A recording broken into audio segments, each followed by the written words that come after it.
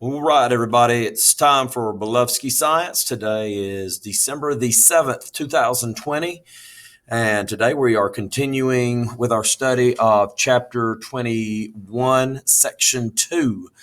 I'm starting out on this screen because there's some really important announcements that are on here that you need to pay real close attention to. I forgot one of my announcements, and so I had to basically. There's two announcements from today. I forgot to type this one in down here, so I had to stick it up here. I'm planning on live streaming tomorrow's classes, so those of you that watch on live stream, whether you are sick, quarantined, blended, whatever the reason you're at home, you can watch me tomorrow during your class period. Now, Chapter 20 test is now locked. No more grades are going to be accepted for it. Students that have not taken the test, you have now scored a 0 on it. If you have excused absences, if you were quarantined, if you were coronavirus, if you have 504 IEP, if you have something like that and you have reasons why you can still have outstanding work, you need to contact me and you need to work something out with me so that we can come up with a plan of getting this work turned in. All work that is turned in late receives a 50-point penalty.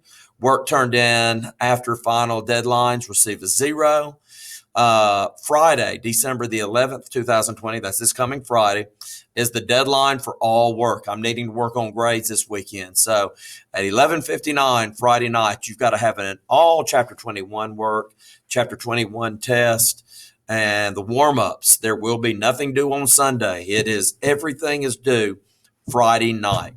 So unless you get in contact with me and you work something out because of excuses, excused absences, excused illnesses, whatever, you need to get in contact with me and let me know, hey, I know I've got this, and let's sit down and figure something out. So let me hear from you. Chapter 21 test is this Friday.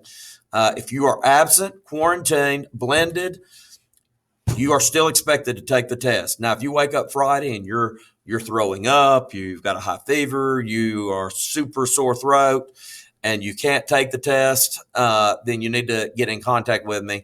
And once again, we'll work something out. But if I don't hear from you, there's nothing I can do. And so I need to hear from you.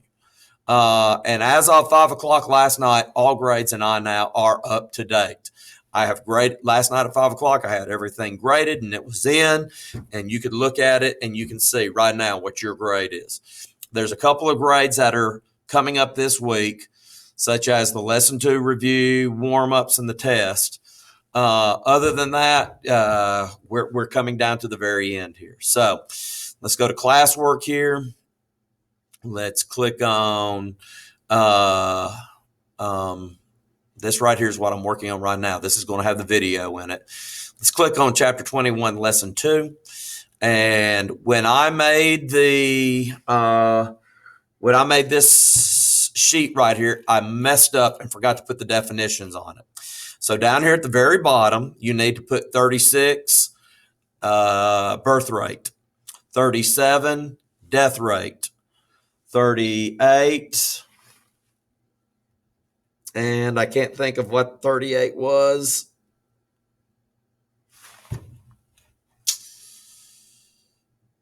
What was 38? Let's look here at the book because I got to look at it anyway.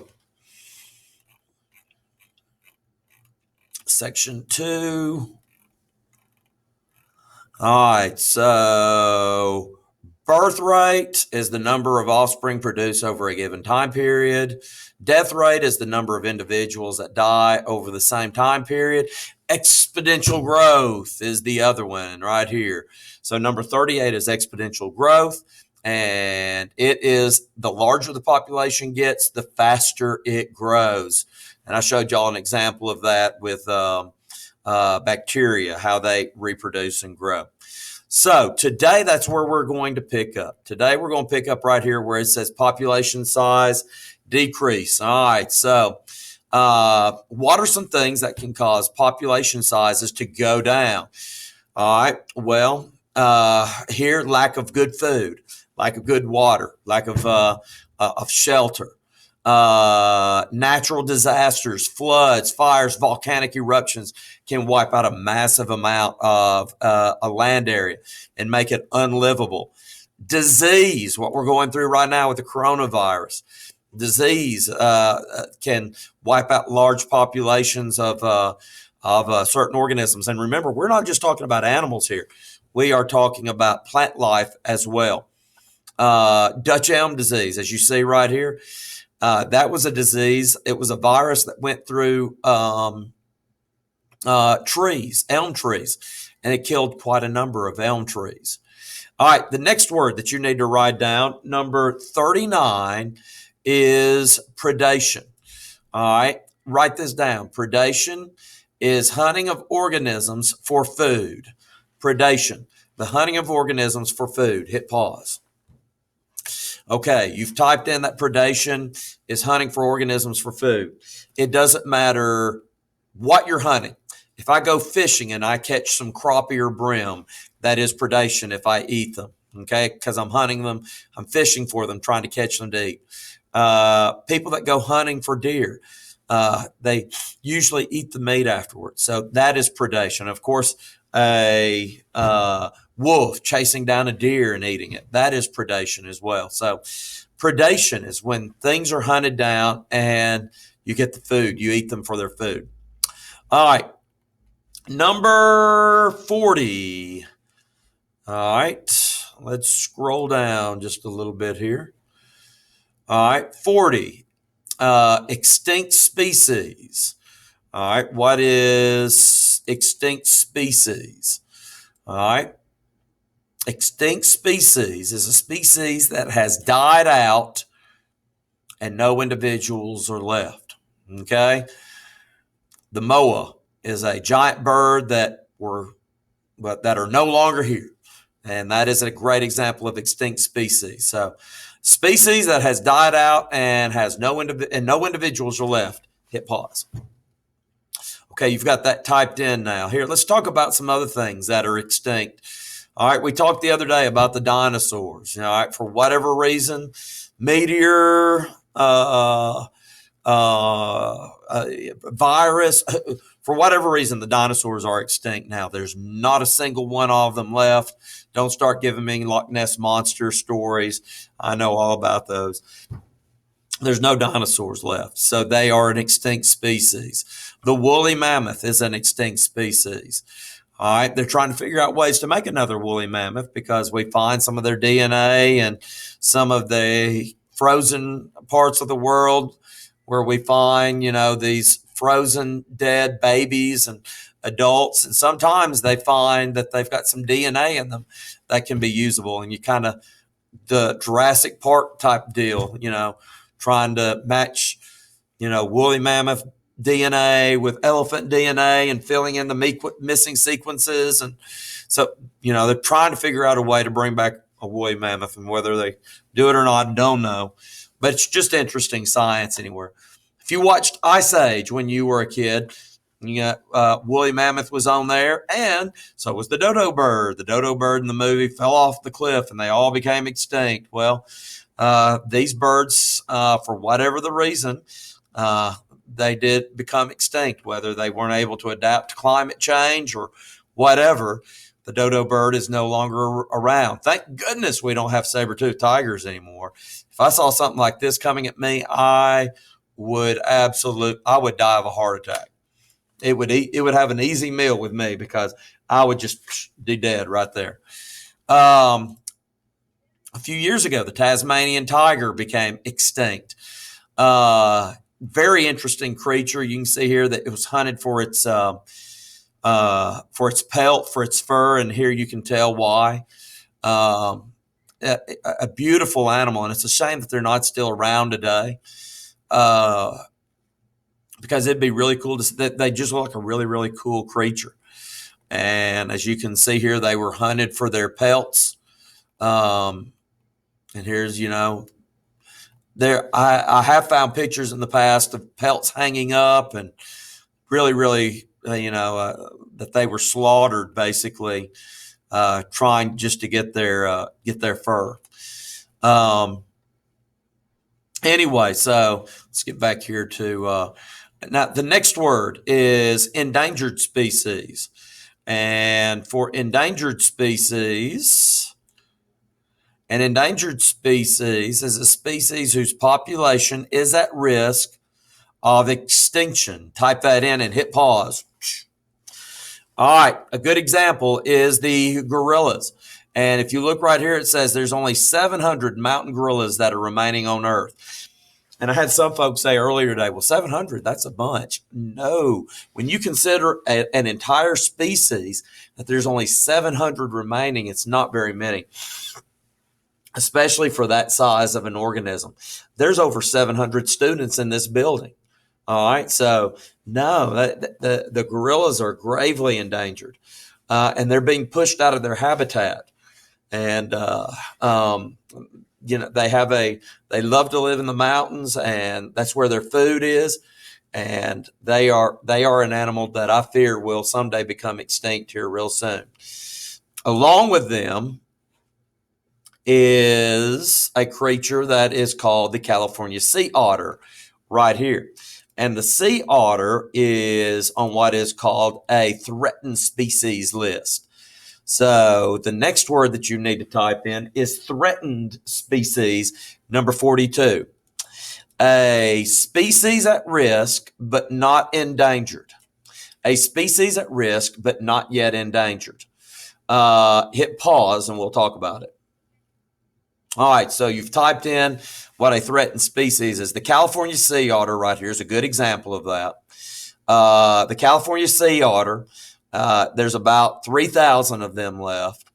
Their numbers are high enough that they're not on the endangered list, but they are being watched carefully.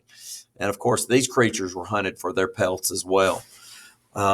People love their fur. The sea otter is an extremely smart creature, cute as can be, highly intelligent. And it would be a shame to lose these guys as well.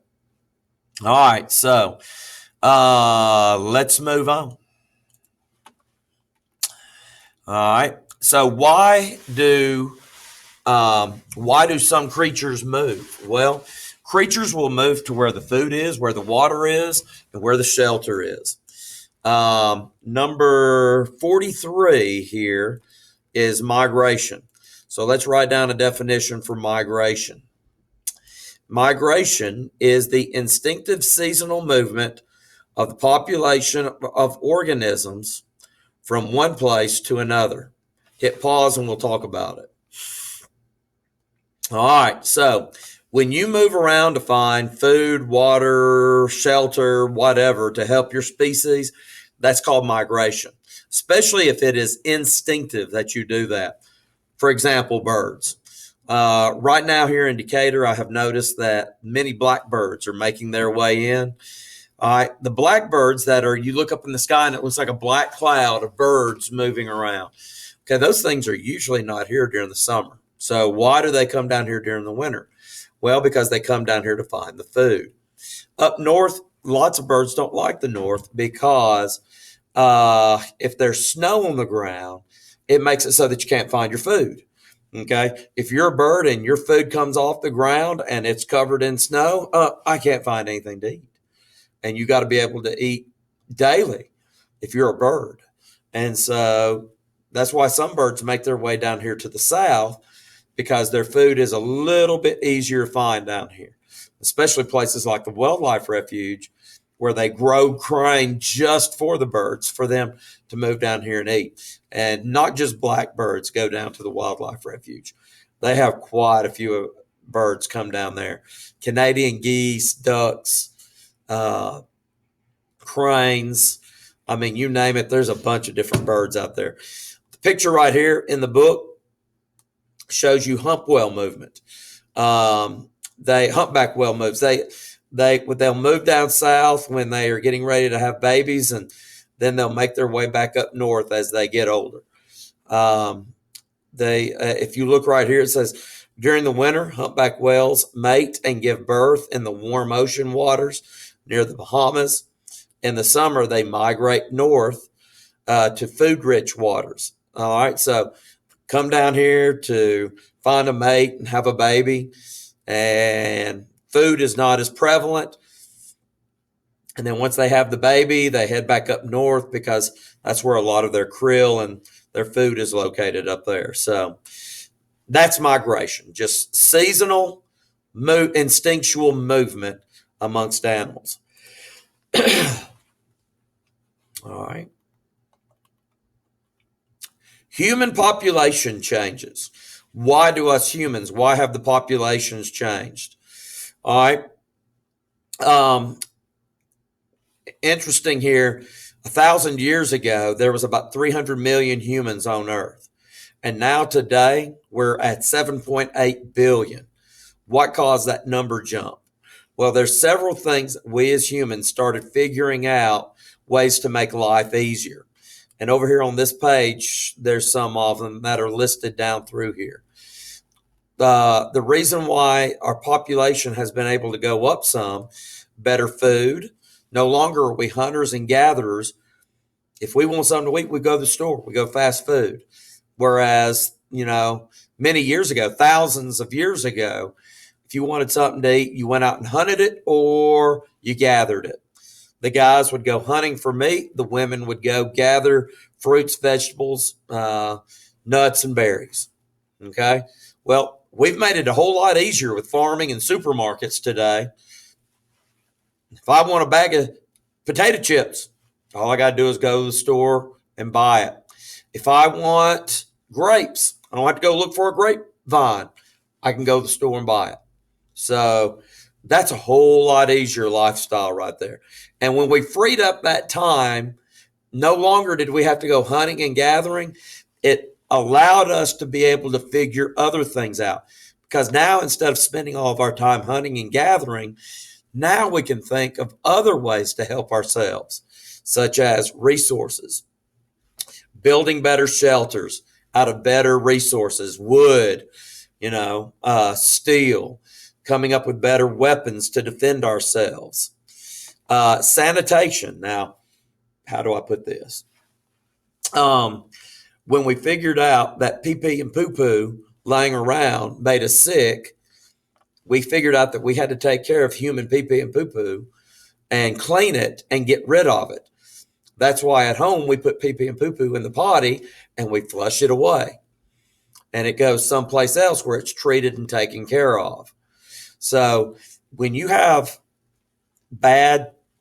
stuff like that laying around, pee and poo, disease comes with it.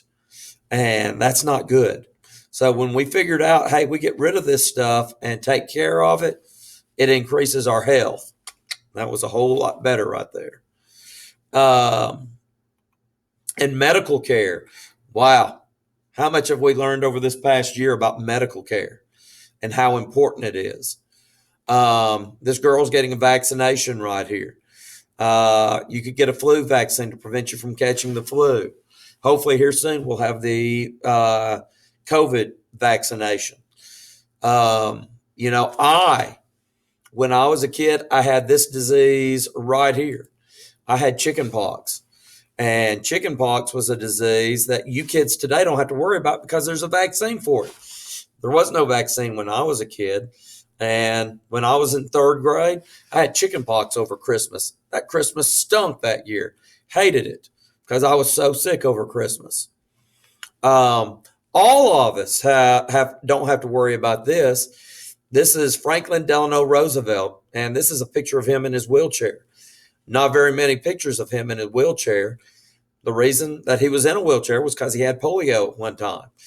And polio weakened his legs to the point that in order to walk, he had to have leg braces or he was in a wheelchair. And he didn't like for his picture to be made in a wheelchair because he felt like it made himself or the United States look weak. And so most of the time he did not have a picture. He would not let pictures be made if he was in a wheelchair. But there are a few out there, and as you can see, that's what we have here. But anyway, Polio is a disease that we've got a vaccine that I had. Don't have to worry about polio, and you don't have to worry about it either. Um, so medical care, we've made huge jumps in medicine. Um, and it's because of these things that the human population has been able to grow. Now, what causes decreases in human population size? Okay, we've already kind of talked about it. Bad diseases, natural disasters. And the reason why people move around, okay, to find food, find shelter, find water, find a better living. That's why my grandfather came to the United States, all right, because he wanted a better life for his family. So that's why Granddad Belovsky came here to work in coal mines to provide for his family to have a better life. All right, so that is basically the end of this section 2. If you're at home, what we did today in class was we answered a few more of the questions. So answer a few more of the questions.